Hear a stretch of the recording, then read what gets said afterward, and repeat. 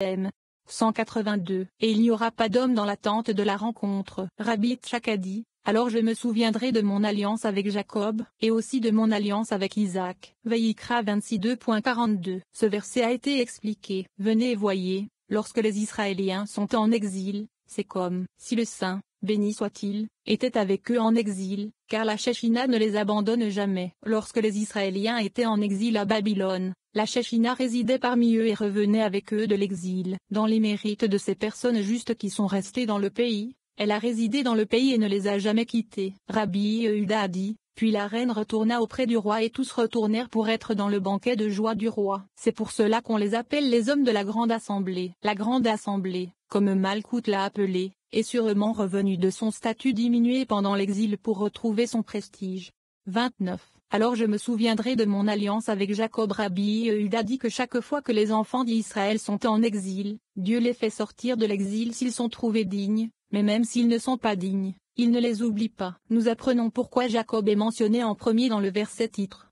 183. Nous avons appris que chaque fois que les Israéliens sont en exil et sont jugés dignes, le Saint, béni soit-il, hâte sa miséricorde pour eux et les fait sortir de l'exil. S'ils ne sont pas jugés dignes, il les garde en exil jusqu'au moment qu'il a décrété à l'origine. Si ce moment arrive et qu'ils ne sont pas dignes d'être rachetés, le Saint, béni soit-il, se souvient de la gloire de son nom et ne les oublie pas en exil. C'est le sens du verset. Je me souviendrai alors de mon alliance avec Jacob. Vayikra 26:2.42. Car ils sont le patriarche de tous, en se référant à Z, Vura et Tiferet, le secret du saint nom, Iudevave, comme il est soucieux de la gloire de son nom.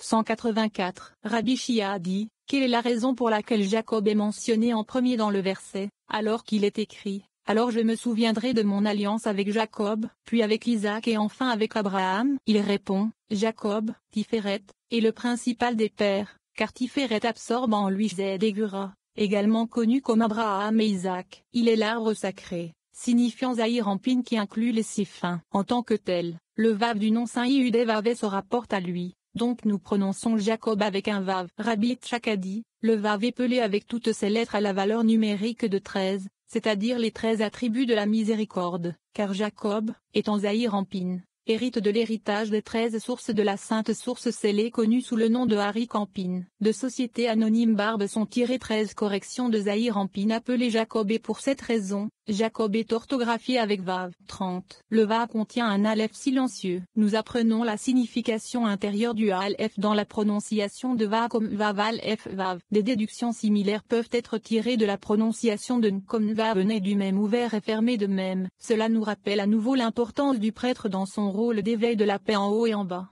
185. Rabbi Abba a dit, pourquoi la lettre Vav contient-elle Vav Aleph Vav? Point d'interrogation dans cette prononciation. Il répond, Vav, qui signifie Zahir Ampin, est assis sur le trône, référence à Malkout appelé trône, comme le dit le verset, et sur la ressemblance du trône était la ressemblance comme l'apparence d'un homme au-dessus de lui et Shezekel 2.26, référence à Zahir Ampin. Le Aleph est silencieux à l'intérieur de Vav et n'est pas révélé, car l'Aleph représente Harik Ampin, habillé du centre vers le bas avec Zahir Ampin, et n'est pas révélé à l'extérieur de Zahir Ampin. C'est ce qui est écrit. C'est par moi-même que j'ai juré, dit Hachem Bereshit 22h16, comme Zahir Ampin a juré par Harik Ampin qui est vêtu en lui. Pour cette raison, l'Aleph est écrit mais n'est pas prononcé, ce qui signifie que lorsque nous lisons le Vav, l'Aleph est silencieux et n'est pas entendu dans sa prononciation, car il fait allusion à Harik Ampin qui est dissimulé et incompromis. La dernière Vav comprend la première et nous avons établi que la dernière Vav est Zod, la fin du corps, Tiferet, et comprend tout, car elle fait partie du corps. Par conséquent, les lettres sont reliées les unes aux autres, Vav Aleph Vav étant le début et la fin, signifiant Tiferet et Zod qui ne font qu'un, et l'Aleph représente Harik Ampin vêtu de Tiferet, comme nous l'avons expliqué. 186. Nous avons appris, à propos de ces deux lettres, que la même chose que j'ai dite à propos du Vav est vraie pour la nonne. Bien qu'ils aient établi cette question d'une autre manière, la nonne peut être expliquée ainsi. La Noun, Koudé fait référence à la reine, et à côté d'elle se trouve Vav, qui est Yuzod, de sorte que Malkout obtient la bénédiction de celui-ci. La nonne finale droite, et l'expansion de Tiferet, les lettres sont donc rapprochées et unies les unes aux autres. Ainsi, Tiferet, qui est la Noun droite, s'étend pour inspirer Zod, qui est Vav, et Zod s'étend pour influencer Malkout, qui est la noun courbée. Si vous demandez pourquoi le vav détourne son visage de la nonne courbée et montre son visage à la nonne finale droite, ceci est fait pour montrer l'honneur au roi, qui est la nonne droite, ce qui signifie Tiferet comme mentionné. Par conséquent, Ésod tourne son visage vers le roi, ce qui signifie que Ésod et Tiferet sont toujours aussi unis, comme il apparaît dans le paragraphe adjacent. 187. Nous avons appris que le même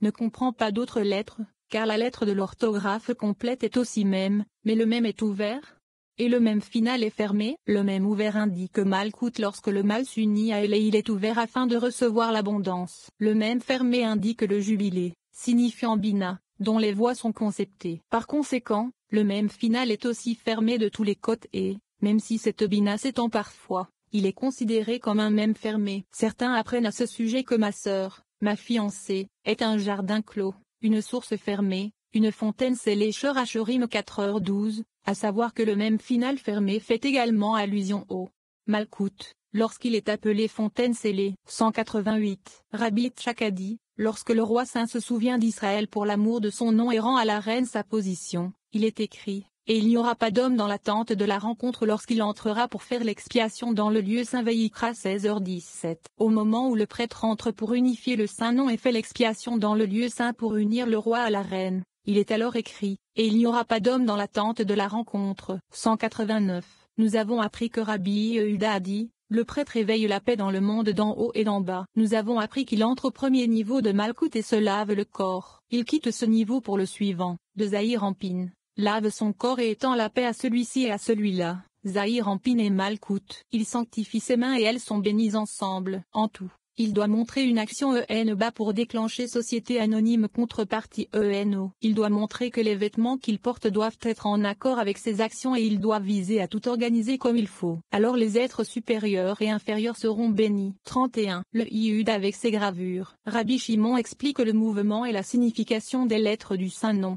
190. Rabbi Shimon a enseigné que le Iyud fait une ouverture avec sa gravure, et les lettres se répandent sur les côtés, signifiant que chaque lettre du nom Iyud se répand en 3 colonnes et se joint au Yud. Chacune des colonnes est liée au Yud, ce qui représente la Shoma et la colonne de droite. Le Iyud se déplace vers le Yud, c'est-à-dire que Shoma, le premier Yud du nom Yud Aleph et Dalet Vav Yud, se déplace vers Malkout, son dernier Yud. Le Yud, Malkout, s'élève jusqu'au Yud, Shoma. Plus tard, le Yud de Shoma se déplace vers Vav, qui est Zahir Ampin. Mais d'abord, la lumière de Shoma se rassemble à l'intérieur du He, Bina, qui dirige alors Dat, car Dat est placé entre Shoma et Bina. Et plus tard, le He s'unit au Vav. 191. Il dit, le He supérieur du nom Yud Vav, nommé Bina, maintient ses portes, signifier les 50 portes de Bina, dans sa conception et son arrangement, signifier société anonyme conception ordonnée. Ensuite, il saisit la lueur de 570 salons couverts. 1000 est le secret de la Shoma et de la colonne de droite. 500 est le secret de Bina et de la colonne de gauche et 70 est le secret de Dat,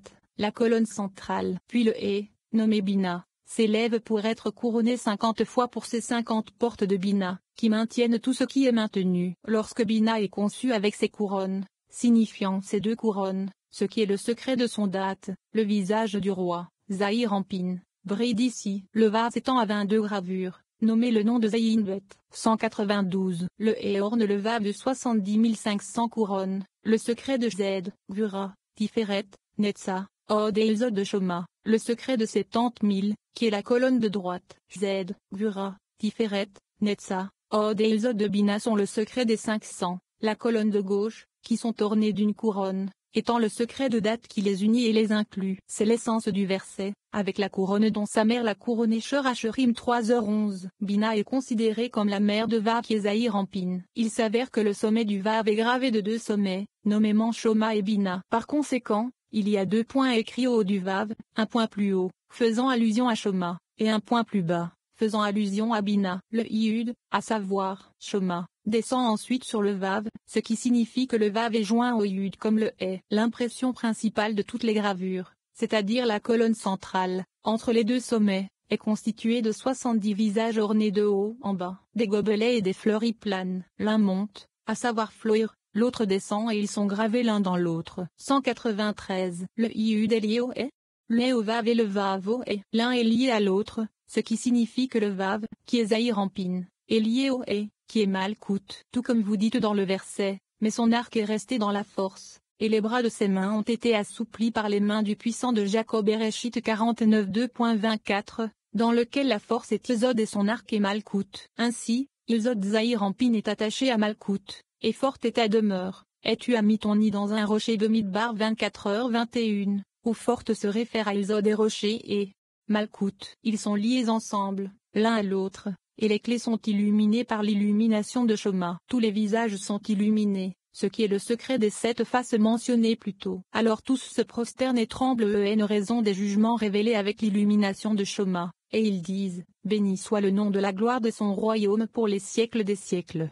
32. De tous tes péchés devant Hachem, afin que tu sois pur. Nous apprenons que le grand prêtre est capable d'apporter l'expiation sur le peuple car il est un char pour Zahir Ampin. Il est la voix de Zahir Ampin. Nous lisons sur le pardon des péchés par Dieu. Nous lisons sur le grand prêtre lorsqu'il entre dans le sein des saints et entend le bruit des ailes des chérubins. Grâce à ses actions, la joie règne en haut et en bas. 194. La voix, à savoir Zahir Ampin, la colonne centrale, se joint au prêtre, signifie que le prêtre devient un chariot pour Zahir Ampin. Il leur dit, pour que vous soyez purs. Veikra 16h30.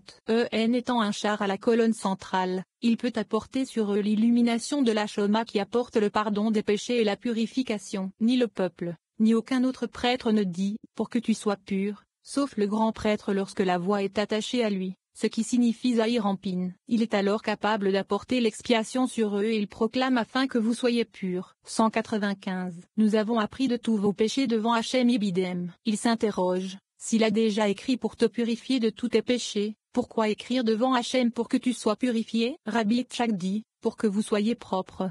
Devant, devant, Hachem, signifiant l'illumination de la face de Hachem. L'illumination du visage d'Hachem est le secret de l'illumination de la Shoma. Selon le sens secret du verset, la sagesse d'un homme fait briller son visage. Kohelé 8. Il expie les péchés et apporte la purification. 196. Nous avons appris qu'à partir de la nouvelle lune, signifiant Rosh Hashanah, la nouvelle année juive, les livres sont ouverts et les juges jugent. Les tribunaux commencent à juger quotidiennement jusqu'à ce jour connu comme le 9e jour du mois. Ce jour-là, toutes les décisions judiciaires remontent jusqu'au juge. Il prépare un trône céleste de miséricorde pour le Saint Roi. En ce jour, les Israéliens doivent se réjouir dans la joie devant leur Maître qui, le 2e jour, sera assis sur son trône de miséricorde pour eux, son trône d'absolution signifiant le pardon des péchés. 197. Tous ces livres sont ouverts devant lui et sont enregistrés devant lui tous ses péchés. Il les crédite et les purifie de tous les péchés. C'est l'essence du verset, de tous vos péchés devant Hachem, afin que vous soyez purs. Devant Hachem, littéralement, ceci se réfère à l'illumination de la face de Hachem, le secret de l'illumination de Shoma qui pense tous les péchés. Ceux qui ne récitent ce verset que jusqu'à ce point sont autorisés à le faire, uniquement jusqu'à devant Hachem, mais pas plus, car personne d'autre n'est autorisé à annoncer que vous pouvez être pur que le grand prêtre seul, qui effectue le service et unifie le Saint-Nom. Lorsqu'il unifie le Saint-Nom et que la bénédiction est dans sa bouche, cette voix, à savoir Zahir Ampin, descend, le frappe et fait briller le mot dans la bouche du prêtre, et il dit, que tu sois pur. Il accomplit son service et ainsi le reste des êtres suprêmes sont bénis. 198. Ensuite, il se lave le corps et sanctifie ses mains pour entrer dans un autre service saint. Ensuite, il vise à entrer dans un autre lieu très saint, très élevé, à savoir, le Saint des Saints. 3 rangées entourent le grand prêtre, ses collègues prêtres, les Lévites et le reste du peuple. Ils représentent les 3 colonnes, le prêtre et le Lévite représentent la droite et la gauche et Israël représente le secret de la colonne centrale. Ils lèvent leurs mains vers lui en signe de prière. Un nœud de corde d'or pend à sa jambe, par peur qu'il meure dans le Saint des Saints, et qu'il faille le tirer avec cette corde. 199. Il fait 3 pas, mais les autres restent là où ils sont et ne le suivent pas. Il fait encore 3 pas et retourne à sa place. Il fait 3 pas, ferme les yeux, se connecte à ce qui est au-dessus et entre dans ce lieu précis, nomme le Saint des Saintes. Il entend le bruit des ailes des chérubins, qui chantent et déploient leurs ailes vers le haut. Lorsqu'il offre l'encens, le bruit de leurs ailes s'apaise et ils sont silencieusement serrés l'un contre l'autre. 200. Puisque la joie prévaut en haut, si le prêtre la mérite ici aussi, bas, à ce moment-là la bonne volonté de la lumière se manifeste et est parfumée par l'odeur des montagnes du pur baume céleste, odeur qui se répand dans tout ce lieu. Il entre dans les 2 narines du prêtre et son cœur est satisfait. Le silence s'installe alors, sans qu'aucune faute ne puisse être décelée. Le prêtre ouvre la bouche pour prier de bon gré et avec joie, et il prononce sa prière. 201.